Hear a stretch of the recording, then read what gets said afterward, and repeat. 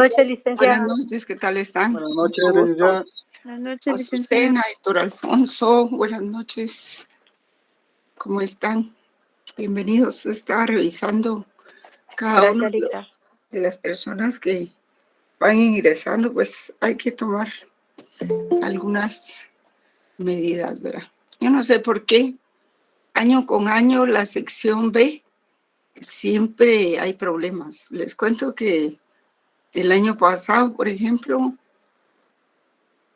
únicamente en la sección B fue donde se dieron los problemas de los intrusos que ponían videos inapropiados, ¿verdad? O que hablaban cosas también inapropiadas, pero solo se, no sé por qué, en la sección B, y no era la sección donde ustedes estaban. Y año con año se dan problemas en la sección B. No sé a qué obedece ese fenómeno verdaderamente. Buenas noches, licenciada. Buenas noches, ¿quién habla? No lo veo. Alejandro, buenas noches a todos también. Alejandro, ¿qué tal está Alejandro? Sí, cuénteme. Solo para decir que ya estamos presentes. Sí, yo también. Sí, gracias.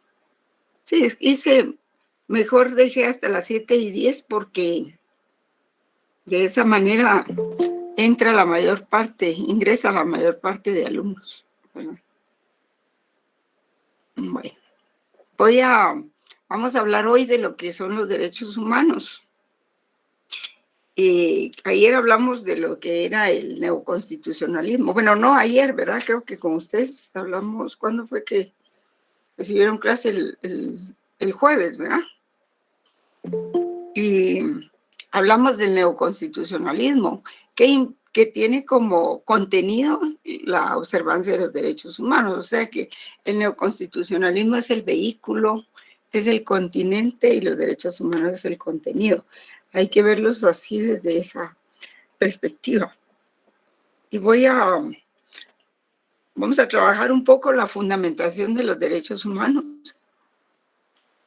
Y para ello vamos a compartir una pequeña presentación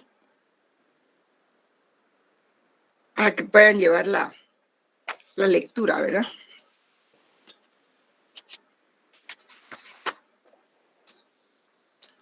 Bueno, visto así, no se puede explicar lo que es el neoconstitucionalismo y sin los derechos humanos, precisamente porque el neoconstitucionalismo es un vehículo para hacerlos efectivos, aunque los derechos humanos pues no es que existan desde ahora, tienen una gran historia realmente, una gran historia que ha sido defendida por muchas generaciones. Y esas generaciones pues han sido personas que han existido en otras épocas, que han vivido, han sufrido, han experimentado y han luchado por los derechos humanos.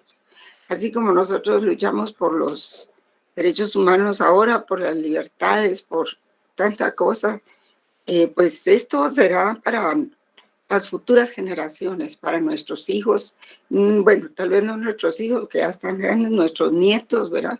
Nuestros bisnietos, y pues para que ellos disfruten de mejores condiciones de vida de las que a nosotros nos correspondió. Y eso es lo interesante, eso es lo importante precisamente de los derechos humanos, que uno tiende a creer que solo su tiempo es el que está vigente y que solo en estos momentos se vivió eso, ¿no? Nosotros, por ejemplo, en Guatemala tuvimos 60 años de gobiernos dictatoriales, pues digamos, de gobiernos que provenían de golpes de Estado, generalmente gobiernos militares, 60 años, con eso, y eso también tiene más o menos una similitud con el tiempo que duró el conflicto armado interno, pues, hasta que se firmaron los acuerdos de paz y y terminó, pues, pero ya ven ustedes que después ya no se aplicaron bien, ya no se aplicaron los acuerdos de paz y se manipularon, pues, las votaciones y entramos a una era democrática que por supuesto que es mejor teóricamente, ¿verdad? Pero que es más difícil mantener las,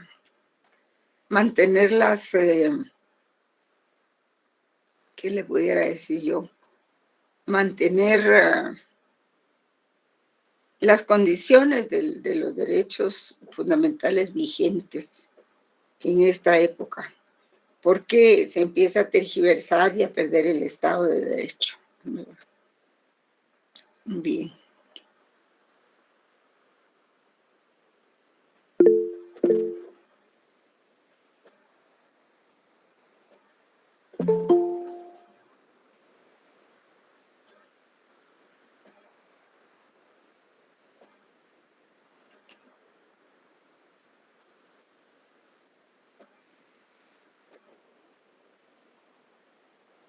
Muy bien, entonces vamos de acuerdo con las filminas, vamos a trabajar esto. Entonces, ¿se entiende?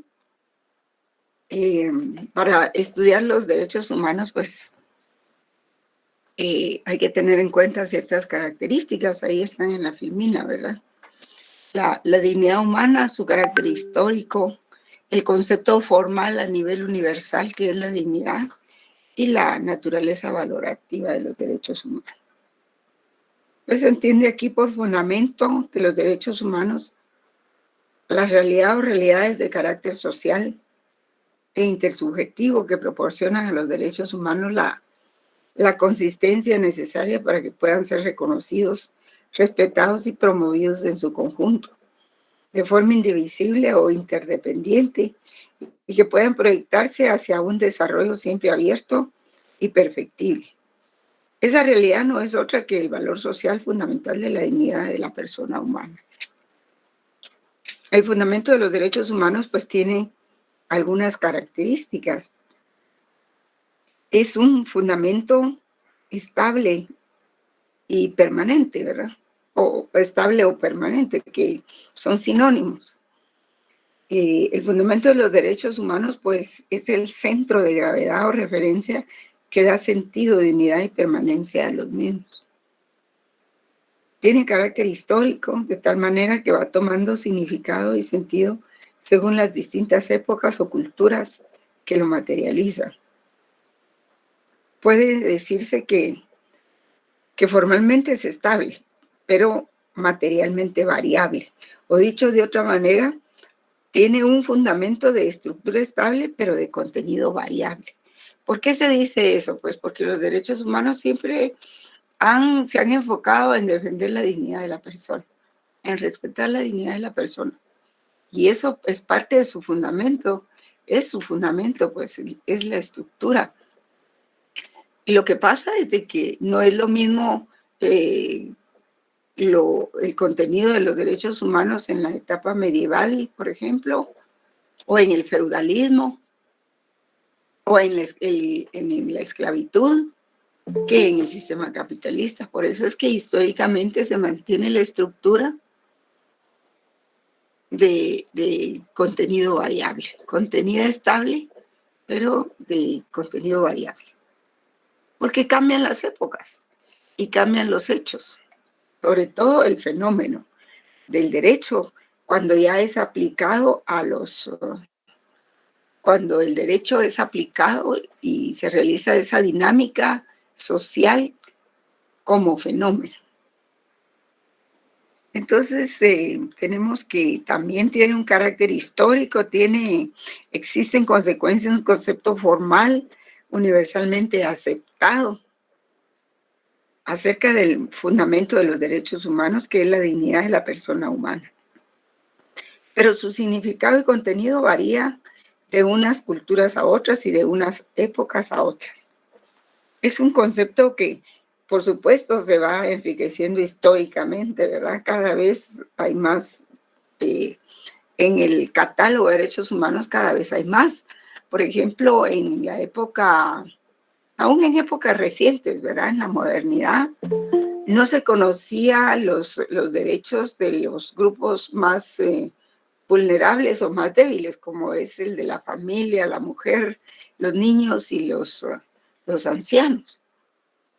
Hasta hace, ¿cuánto? 10 años que no se había incorporado esa legislación en Guatemala. Y eso provino de esa convención de Belén do Pará, que fue una convención general contra la discriminación, no solo de la mujer, sino de grupos vulnerables, ¿verdad? Entonces, por eso es que el contenido va variando. Ahora tenemos una ley contra la violencia hacia la mujer que implica a los niños, a los ancianos también. Y tenemos otras leyes, pues, que hasta se han emitido disposiciones legales para la protección de los perros y todo eso, ¿verdad? De las mascotas y todo. Entonces se va enriqueciendo el contenido de los derechos humanos. Es decir, las conquistas y logros de la dignidad de la persona humana se convierten en cada época en el mínimo imprescindible para las épocas futuras. Por lo tanto, es un concepto que se va ensanchando y llenando de contenido a lo largo de la historia. Determina en una doble dirección la base, el sustento tanto de los derechos humanos como de sus correlativos deberes básicos y a su vez de los derechos fundamentales y de sus correlativos deberes jurídicos fundamentales.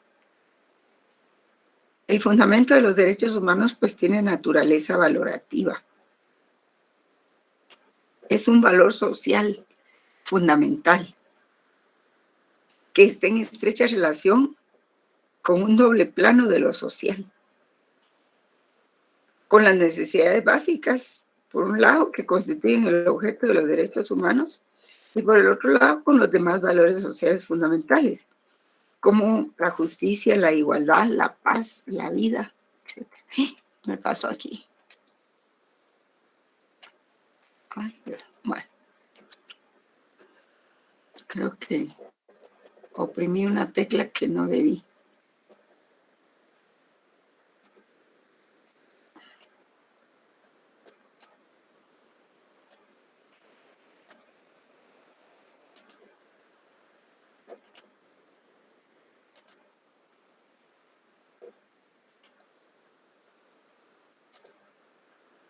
Bueno, después las elimino. Entonces, sí, vamos aquí.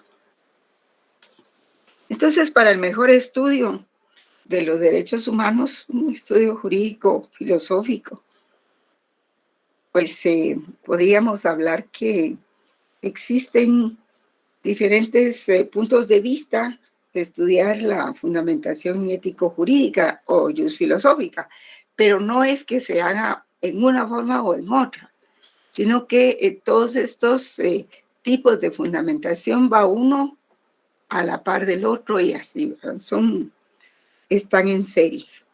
Por ejemplo, estos tipos de fundamentación todos son válidos, no es que uno se sustituya al otro. Por ejemplo, si lo vemos desde el punto de vista de la ética jurídica o filosófica, pues el estudio de la fundamentación corresponde a la filosofía del derecho. La otra fundamentación jurídico-positiva corresponde no a la filosofía del derecho, corresponde a la ciencia jurídica, porque estamos hablando de buscar la fundamentación jurídica positiva, o sea, dentro del derecho que está escrito, del ordenamiento jurídico. Y eso corresponde a la ciencia jurídica. La fundamentación jurídico-política, cuando ya se implica la existencia del Estado, pues corresponde a la filosofía política. Todo lo que corresponde al Estado es político. Y la fundamentación ético-religiosa, pues, que prácticamente es lo que se conoce como teología moral en las diversas religiones. Ay, qué barbaridad. Entonces, veamos desde el punto de vista ético, ¿verdad?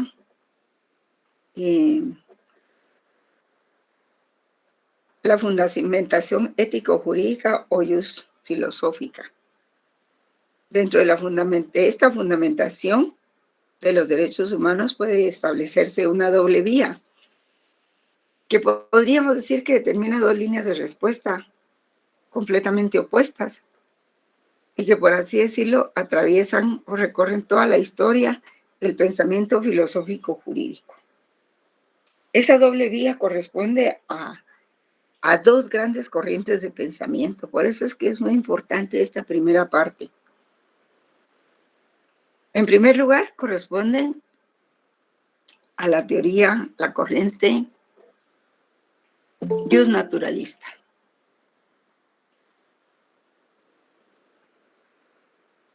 Jus naturalista.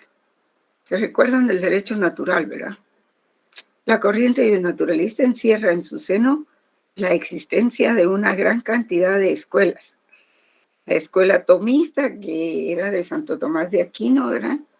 La escuela del derecho natural, la escuela racionalista, luego el neotomismo, así como el neoconstitucionalismo, ¿verdad? El marxismo humanista, etc. Pero bueno, esas eran las escuelas que sustentaban esa fundamentación. ¿Pero en qué consiste? Esta corriente naturalista consiste en que, tiene un carácter metafísico, es decir, que sí cree en la existencia de los derechos humanos y afirma fundamentalmente la naturaleza jurídica de los derechos humanos.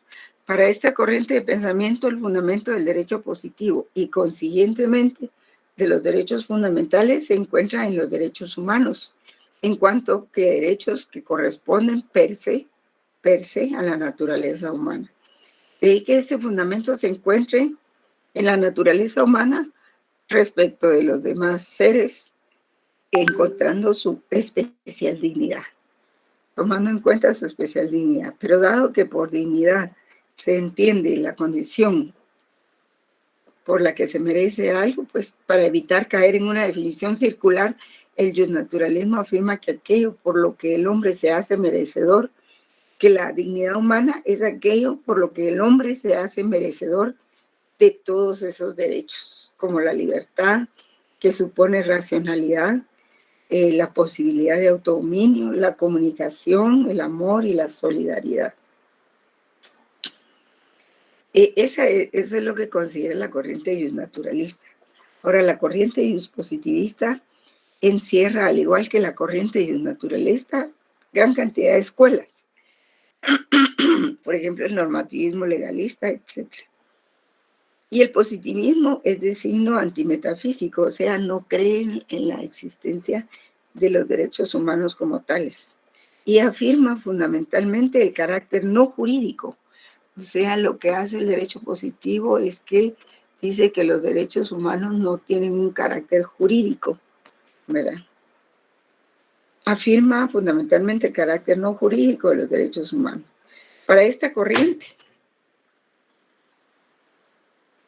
de pensamiento, el fundamento jurídico de los derechos fundamentales se encuentra exclusivamente en las mismas normas del derecho positivo que los reconocen. Es decir, en lugar de hablar de derechos humanos y de la dignidad, lo que menciona es, como norma, menciona que existen los derechos fundamentales contemplados en la ley. Esa es la diferencia. Entonces, esos son los dos puntos de vista, de acuerdo con la corriente naturalista y con la corriente positivista. La corriente positivista encierra, al igual que la corriente naturalista, gran cantidad de escuelas, como el normativismo legalista, les decía, ¿verdad? Eso ya lo dije. Entonces, dentro de la fundamentación naturalista puede hablarse de un doble fundamento, un fundamento último, mediato e indirecto. Por ejemplo, el fundamento último de los derechos humanos está en la dignidad de la persona humana. Para el naturalismo medieval, el carácter de la persona era lo que hacía que el hombre fuese a imagen y semejanza de Dios. Es decir, que el hombre fuese imagen y semejanza de Dios. Para el naturalismo moderno, como estamos ahora, ese carácter se da como dato objetivo, real, como un hecho social en la existencia misma del hombre, como ser racional, con posibilidad de realizarse igualitaria, libre y solidariamente junto a los demás seres humanos. Permítanme un minutito, jóvenes.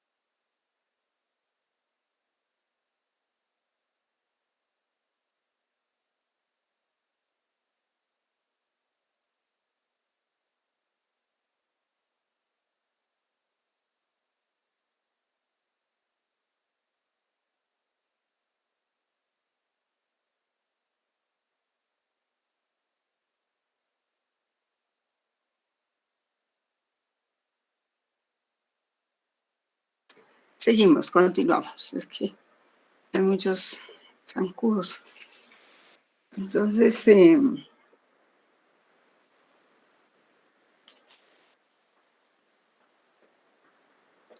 y entonces cuando para el naturalismo moderno ese carácter se da de otra manera, como un dato objetivo, real y como hecho social en la existencia misma del hombre como ser racional. Porque ustedes saben que se superó el pensamiento metafísico que se tenía en la etapa medieval y se cambió por el pensamiento, por la corriente racionalista del ser humano. Y la dignidad humana pues tiene una doble perspectiva. En primer lugar, una perspectiva negativa. La persona no puede ser objeto de ofensas y humillaciones. Y esa es la perspectiva negativa, que la persona no puede ser objeto de ofensas y humillaciones. Y la perspectiva positiva es la afirmación de la dignidad humana. Y esta dignidad humana se traduce o se proyecta en lo que significa el pleno desarrollo de la personalidad y la sociabilidad. El pleno desarrollo de la personalidad implica a su vez dos dimensiones. En primer lugar, el reconocimiento de la total autodisponibilidad, sin interferencias e impedimentos externos, de las posibilidades de actuación propias de cada persona. Pues sí, ¿qué hacemos sin libertad, verdad? ¿Qué se hace sin libertad? Se puede tener cualquier problema, pero no tener problemas en la libertad. Y el otro punto de vista del pleno desarrollo de la personalidad, la otra dimensión es la autodeterminación que surge de la libre proyección histórica de la razón humana. El pleno desarrollo de la sociabilidad pues implica la participación consciente, crítica y responsable en la toma de decisiones de los diferentes colectivos o comunidades de los que el sujeto forma parte, ya sea en su parte natural como la familia, el pueblo, o en los que haya tenido libre elección, como por ejemplo un gremio, un sindicato, un partido político, o grupos de religión o de iglesia, o grupos académicos, ¿verdad? Y esto de la dignidad humana y la libre determinación es algo que desarrolla el filósofo de la libertad, que se le ha llamado de la libertad, que es Immanuel Kant, ¿verdad? El otro filósofo, Königsberg, en sus obras que se llaman Fundamentación de la Metafísica de las Costumbres y Principios Metafísicos del Derecho, utiliza como soporte de la dignidad de la persona humana el argumento según el cual los seres cuya existencia no descansa en nuestra voluntad, sino en la naturaleza, tienen, cuando se trata de seres irracionales, un valor puramente relativo. Tienen un valor como medios y por eso se llaman cosas. En cambio, los seres racionales se llaman personas porque su naturaleza los distingue ya como fines en sí mismos. Esto es como algo que no puede ser usado como medio y por tanto limita en ese sentido todo capricho y es objeto de respeto. Estos no son pues meros fines subjetivos, cuya existencia como efectos de nuestra acción tiene un valor para nosotros, sino que son fines objetivos, esto es realidades cuya existencia es en sí misma un fin.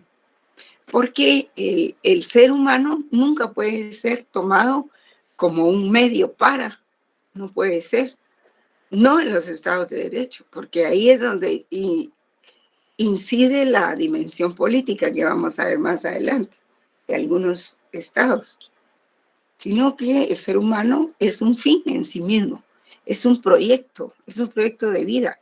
Desde que nace hasta que muere, va realizando actos que lo van desarrollando, no solo a él, sino al entorno social en que se desenvuelve.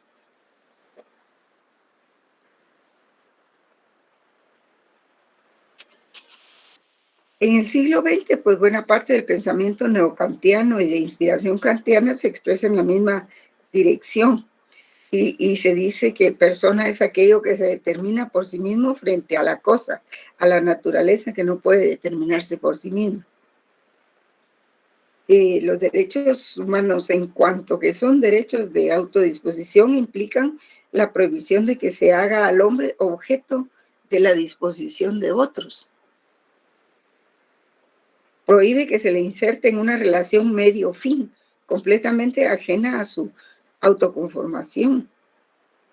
O para Lawrence, que dice el personalismo ético atribuye al hombre precisamente porque es persona, pero le atribuye un sentido ético, un valor en sí mismo, no simplemente como un medio para los fines de otros, y en este sentido una dignidad. Y de ello se sigue que todo ser humano tiene frente a cualquier otro el derecho a ser respetado por él como persona, a no ser perjudicado en su existencia. En las normas de derecho internacional reguladoras de derechos humanos es frecuente la referencia a la dignidad de la persona humana. En ocasiones la referencia a la dignidad de la persona humana no está citada muy correctamente, ¿verdad? A veces no se le caracteriza apropiadamente, se habla en forma de derecho. Por ejemplo, el artículo 11.1 de la Convención Americana, vamos a ver si está aquí, el artículo 11 de la Convención Americana de los Derechos Humanos dice: toda persona tiene derecho a el reconocimiento de su dignidad. Entonces ahí, en lugar de hablar directamente de la dignidad, dice tiene derecho a. O en otras ocasiones la dignidad aparece correctamente reconocida como fundamento de los derechos humanos. Y eso tiene lugar en una cantidad de normas, tanto internacionales como nacionales. Por ejemplo, en el preámbulo de la Declaración Universal de los Derechos Humanos se dice en el primer considerando que la libertad, la justicia y la paz en el mundo tienen como base el reconocimiento de la dignidad. Y ahí está bien escrito, ¿verdad? El quinto considerando el preámbulo afirma que los pueblos de las Naciones Unidas han reafirmado en la Carta su fe en la dignidad y el valor de la persona. El artículo primero de la Declaración Universal proclama que todos los seres humanos nacen libres e iguales en dignidad. La Declaración Americana de los Derechos y Deberes del Hombre afirma en el considerando primero que los pueblos americanos han dignificado a la persona humana. El considerando 2 de la Declaración Americana dice: los estados americanos han reconocido que los derechos esenciales del hombre no nacen del derecho de ser nacional de un determinado estado, sino que tienen como fundamento los atributos de la persona. También en la Declaración sobre Protección de todas las personas contra la tortura y otros tratos o penas crueles, inhumanas o degradantes, aprobada en Asamblea General de Naciones Unidas en 1975, se afirma explícitamente que los derechos humanos emanan de la dignidad inherente a la persona. Y en el mismo sentido que en el punto anterior se expresa la letra D del artículo 1 de la Convención relativa a la lucha contra la discriminación en la esfera de la enseñanza y en otros aspectos. La Constitución Española de 1978 aparece también la dignidad de la persona como fundamento de los derechos humanos, cuando afirma en el artículo 10.1 que la dignidad de la persona, los derechos inviolables, que le son inherentes, son el fundamento del orden político y de la paz social. De la dignidad de la persona como valor central emanan la justicia, la vida, la libertad, la igualdad, la seguridad y la solidaridad, que son dimensiones básicas de la persona que en cuanto tales se convierten en valores y determinan la existencia y legitimidad de todos los derechos humanos. Y por eso es que estos valores, justicia, vida, libertad, igualdad, solidaridad, están indisolublemente unidos en su raíz y en su fundamento. ¿Cuál es ese fundamento? El valor de la dignidad de la persona humana. O sea que la dignidad se convierte en un valor como los otros que conocemos, como la justicia, como la igualdad, como la seguridad, etc. De ahí que la legitimidad y fundamento de un concreto derecho humano como el derecho a la libertad de expresión o el derecho a la integridad corporal no esté en exclusiva referencia a un determinado valor como el de la vida o justicia o seguridad o libertad o solidaridad, sino está en la necesaria referencia de todos esos valores. Por eso cuando se clasifican los derechos humanos en relación a la realización de un valor, por ejemplo, si hablamos de derechos civiles y políticos, estamos hablando con relación a qué valor, al valor libertad. Pero cuando hablamos de los derechos económicos, sociales y culturales, estamos bajo la sombría del valor igualdad. Y los derechos de los pueblos a la libre autodeterminación nos estamos basando en el valor solidaridad. Entonces no se trata de un criterio puramente teórico de clasificación, que también estaría justificado históricamente.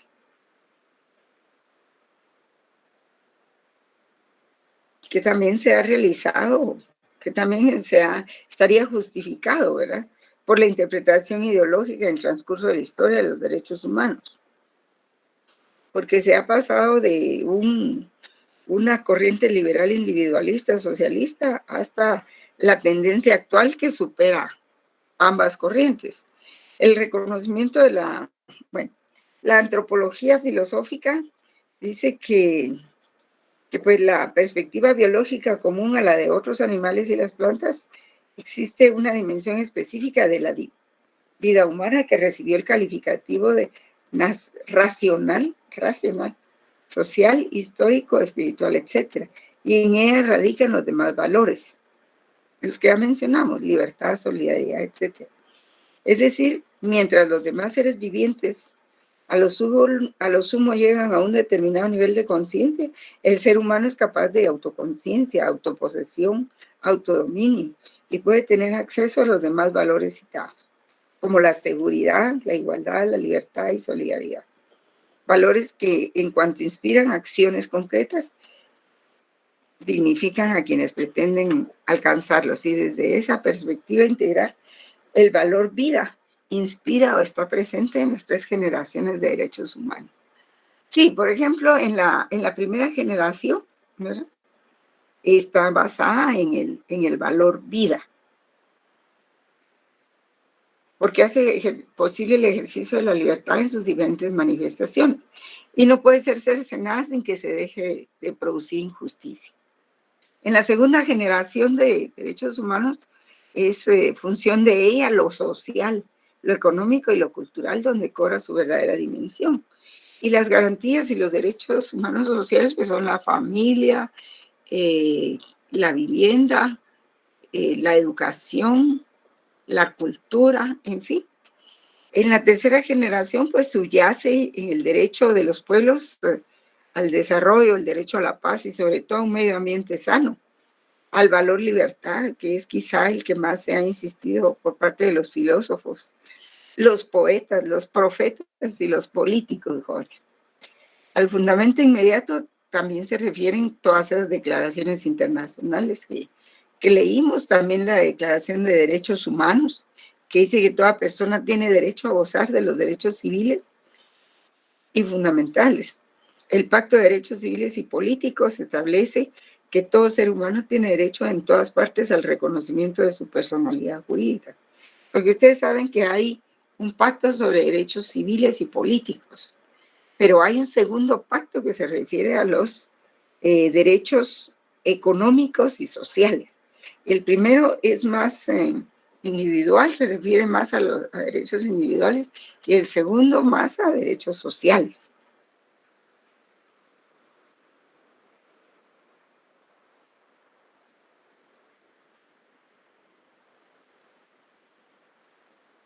Como dice Norberto Bobbio, el problema relativo a los derechos humanos o el problema de fondo relativo a los derechos humanos no es tanto el de su justificación como el de su protección. Y ese es el problema, porque dentro de la característica más universal de los derechos humanos es la violación de los derechos humanos precisamente por eso.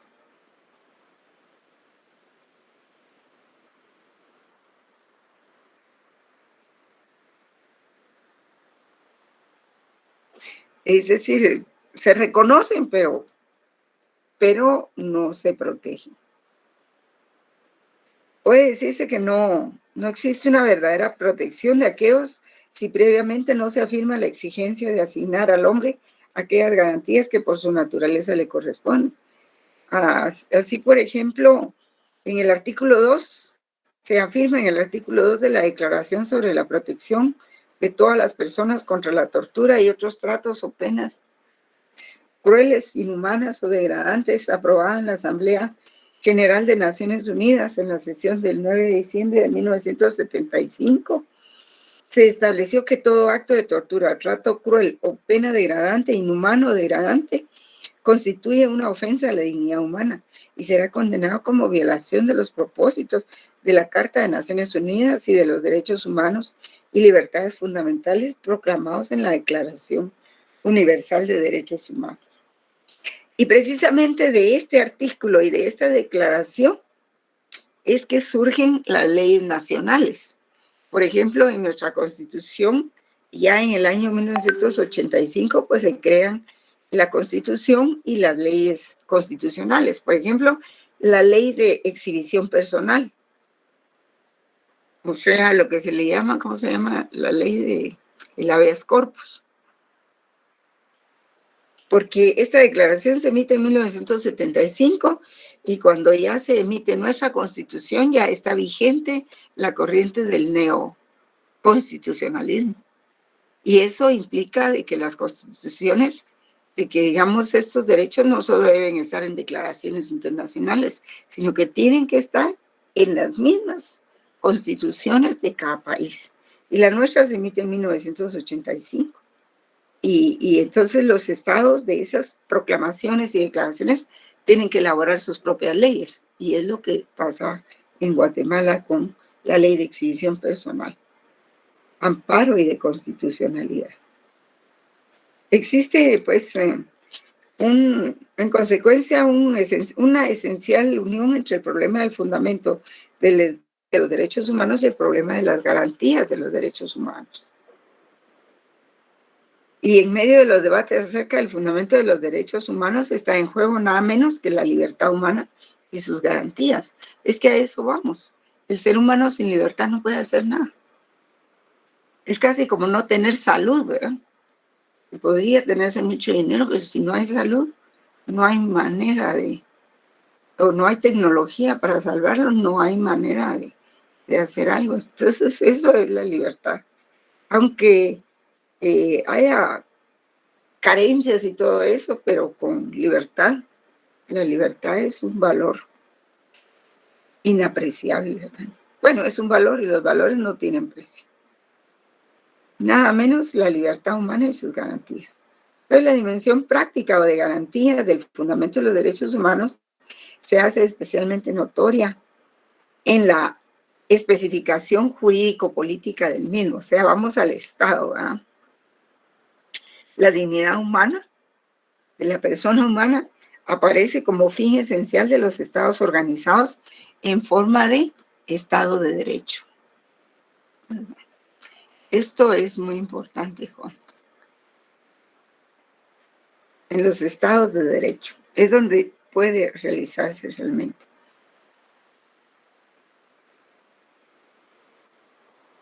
En forma de estados de derecho, o sea, que el Estado esté organizado en forma de Estado de Derecho. Porque el Estado de Derecho, como el filósofo Franz lo define al Estado de Derecho como aquel en que el derecho y el procedimiento jurídico están basados en la atención de la dignidad humana, de la libertad personal y de la igualdad de derechos humanos de los ciudadanos y de los hombres. O sea, de acuerdo con el neoconstitucionalismo, ahora ya todo es público, ya derecho privado y derecho público ya no es tanto.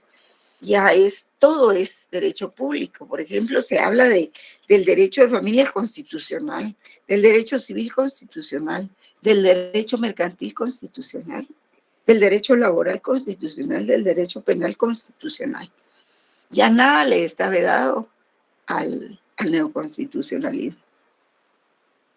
Y si ustedes miran la ley del organismo judicial, creo que los tribunales de jurisdicción privativa, creo que solo están los de arbitraje, ¿verdad? Creo que solo esos. Ya la jurisdicción ordinaria absorbió todos los temas del derecho en general. Entonces, esa es la dimensión práctica o de garantía del fundamento de los derechos humanos. Que la dignidad de la persona aparece como fin esencial en los estados organizados en forma de derecho, de estados de derecho. Los estados totalitarios, por el contrario, suponen la negación radical de la dignidad de la persona humana. Rocco, un jurista, un filósofo, dice, uno de los teóricos del fascismo afirmaba que el individuo no puede, según la concepción fascista, ser considerado como el fin de la sociedad, es solamente el medio.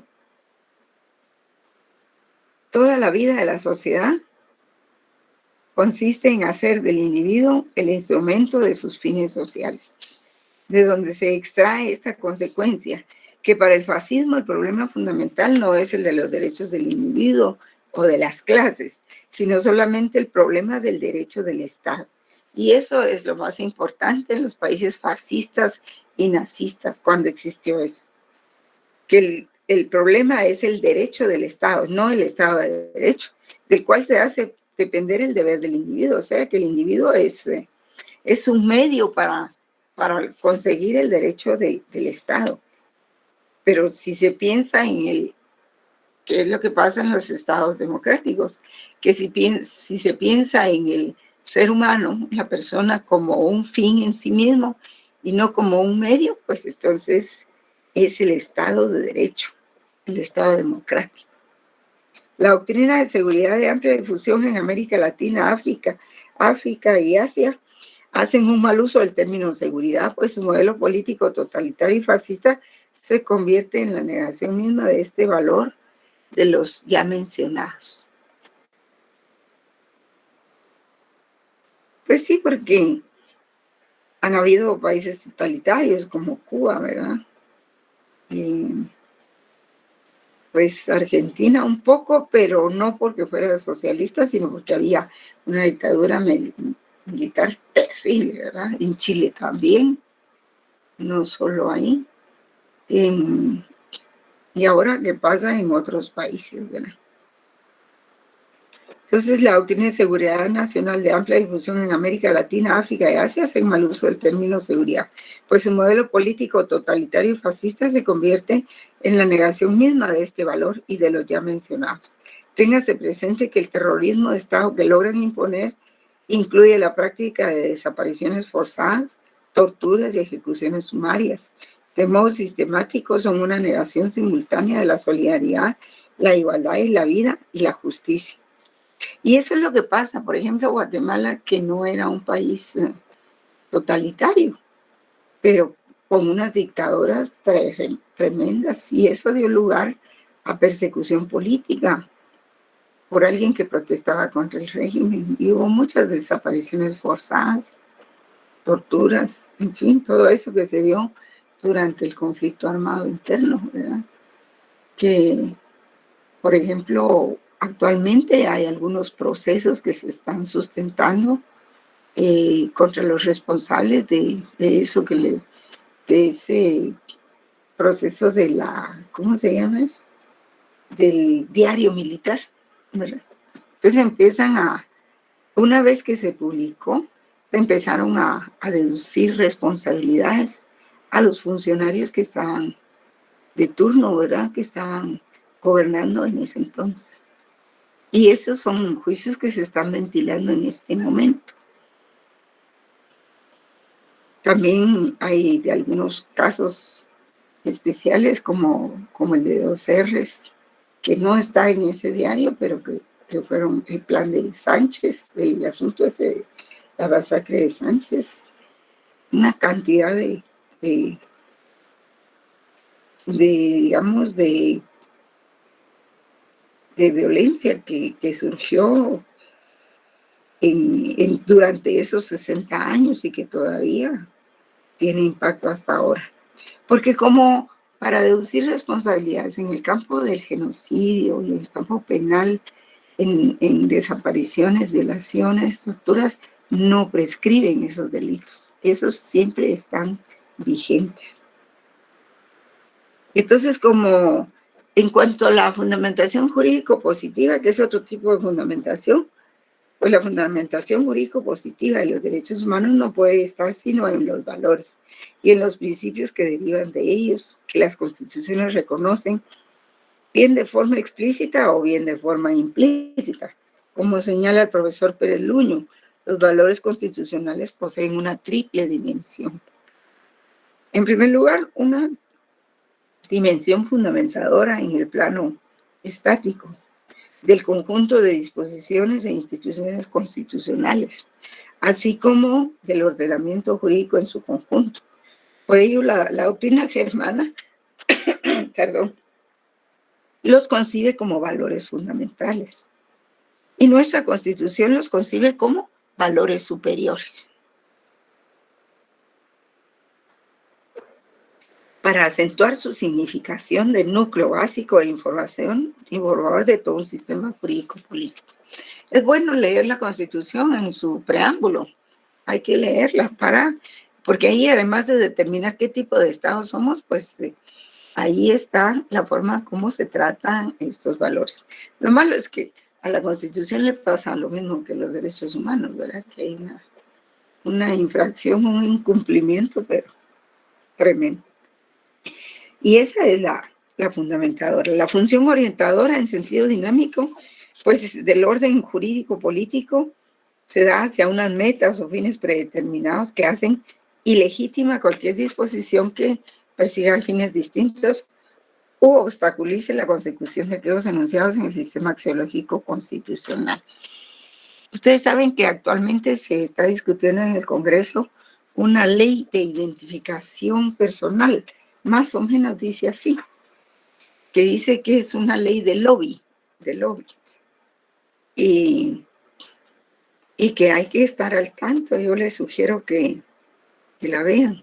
Les voy a decir exactamente cómo se llama y que podría atentar contra derechos de libertad y de libertad de expresión. Dice, se llama la ley del cabildeo, dice. Vamos a ver.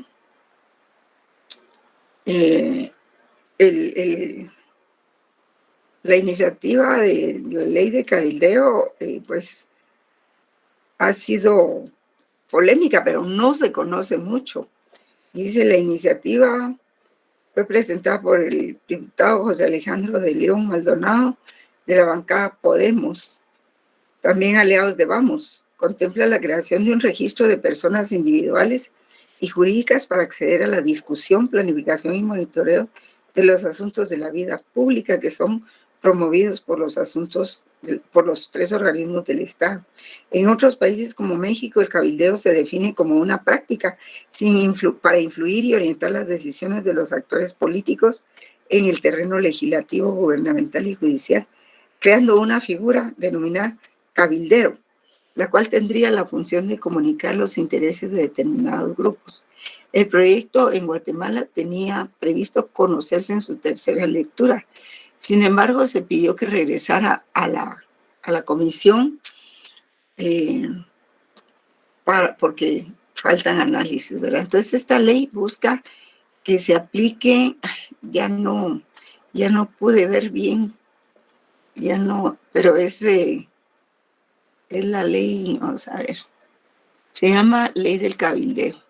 La iniciativa pretende crear un registro de personas con acceso a información privilegiada. Entonces, ¿qué va a pasar?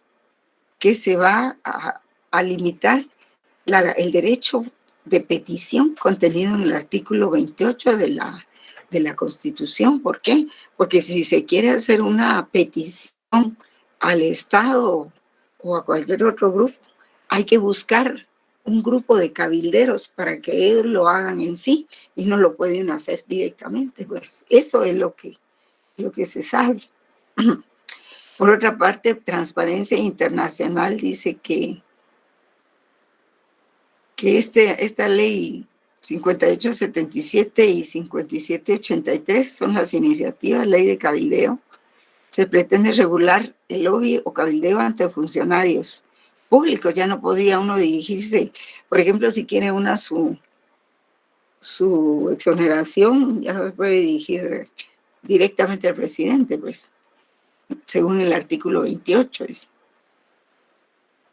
Y dice que esta ley, pues, pretende, vamos a ver, esta ley dice, ley de cabildeo no cumple con los siguientes principios internacionales, dice Transparencia Internacional. No obstaculizar el derecho a reunión, libertad de expresión y petición. En la iniciativa no se salvan ni se guardan dichos derechos. Transparencia de acceso a la información pública. El proceso de regular el lobby es transparentar las relaciones y las tomas de decisiones entre funcionarios públicos y lobistas. Sin embargo, en ninguna de las iniciativas se contempla transparentar información básica como fecha de reunión, participación, beneficiarios, asunto a tratar, entre toda la información que deben dar para que sirva en cualquier ejercicio de cabildeo. Registro obligatorio. Si bien en iniciativa se contempla la creación de registros por entidad, este modelo no responde con la necesidad de unificar los registros de una entidad reguladora, como la Contraloría General de Cuentas, que es la encargada de velar por la probidad de los funcionarios. Carga administrativa mínima. Lejos de crear un sistema de registro unificado y la comunicación de datos, se crea una unidad por cada entidad estatal, con lo cual no solo resulta engorroso el trámite, sino además cargaría el presupuesto de cada una de las instituciones. Entonces, todo esto pues hace que el artículo 28, que es el importante derecho de petición, quede prácticamente nulo, y eso no se puede permitir, ¿verdad? Pues en fin, ese es un ejemplo vivo de lo que está ocurriendo en este momento. Para citarles ejemplos actuales y no históricos, estamos viviéndolo y hay que tener mucho cuidado en eso, hay que estar presentes. Y una función crítica en cuanto a que su función reside en su idoneidad como parámetro de hechos y conducta. En cuanto a que su función, como la de cualquier otro valor, reside en su idoneidad para servir de criterio o parámetro de valoración, para justipreciar.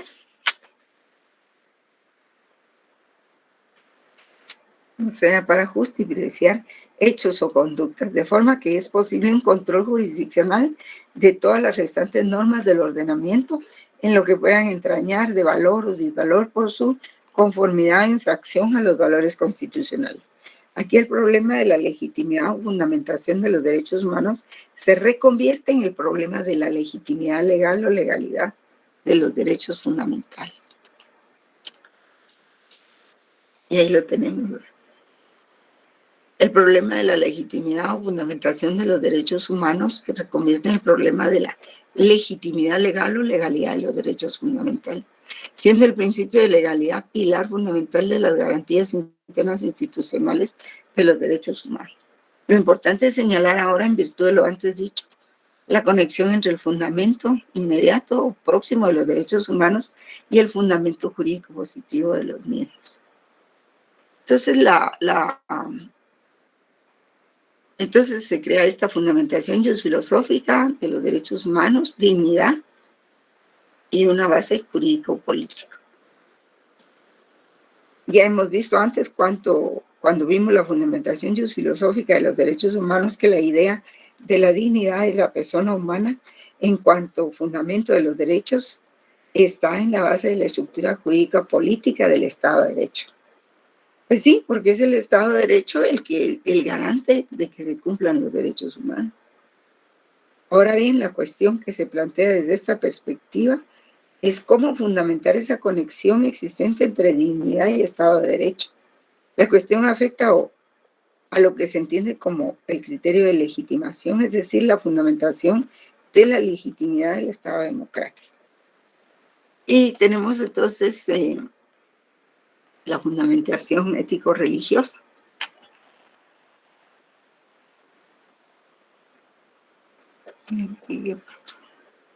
La fundamentación ético-religiosa del pensamiento católico, pues podemos tomar como referencia a Schmaus, que dice que esto es teología dogmática y afirma que la dignidad de la persona humana en cuanto fundamento de los derechos humanos proviene de Dios y su destino está en Dios. Cuanto más realiza sus posibilidades en dirección a Dios, tanto más rico de ser y real es. Esta autorrealización alcanza su coronación en la plenitud junto a Dios. Y en él llegamos a nuestra verdadera mismicidad. Y con esa misma base teológica afirma el jurista Steinbuckel en un plano estrictamente humano que lo que caracteriza esencialmente al ser personal es la autoposesión de su ser y de sus actos, la intimidad siempre viva de su mundo propio, la autodeterminación y autoconfiguración de un ser insustituible, irrepetible, cerrado en sí y capaz de disponer de sí mismo. Entonces, luego estas pues son algunas preguntitas que se hacen acá, ¿hacia dónde va el mundo? Ay. ¿Verdad? Las características de los derechos humanos pues, son ser universales y su característica más universal es su violación universal. Entonces, pues otra, ahí está de nuevo citado, ¿verdad? Dice la necesidad del ser humano. ¿Quién es el ser humano? ¿Qué sentido tiene la vida y la convivencia sin la integración mundial de los medios de comunicación? El innegable fracaso de la utopía de que del bienestar general, ¿verdad? Que se dice, sí, crecimos un 8% en el Producto Interno Bruto, pero ¿por qué en Guatemala eso no se refleja en toda la población? ¿Por qué no se refleja? Porque las personas están cada día más pobres, hay cada día menos empleo. Pero el Producto Interno Bruto ya ha crecido mucho, ¿verdad? Pero eso ¿a dónde se fue? Se fue de nuevo al extranjero, en inversiones, en cuentas monetarias, en cuentas de ahorro, ¿verdad? Se está dando la desintegración del ser humano, los excluidos sin acceso a servicios de salud, desigual polarización en clases sociales, incluidos y excluidos, el límite ecológico por la superproducción, grandes grupos económicos favorecidos por los gobiernos. La ciencia levanta numerosas interrogantes que serán respondidas por la reflexión teórica, cuya respuesta no puede ser dada por la propia ciencia desconectada de la ética. Entonces, la ética, por eso dice aquí, ¿es posible la ciencia neutra sin ética? No, definitivamente no, porque si la ciencia se crea para el servicio del ser humano, pues tiene que tener esa conexión. Por ejemplo, la investigación del ADN, ¿no? Es muy importante, pero si esa ciencia la van a utilizar o la van a mal utilizar, entonces ahí ya no hay ética. Por eso es la exigencia de que en toda ciencia debe haber ética. Bien, jóvenes, quedamos aquí entonces. Buenas noches, hasta pronto. Muy buenas noches, licenciada. Licenciada. Buenas noches. Gracias, Licra. Buenas noches.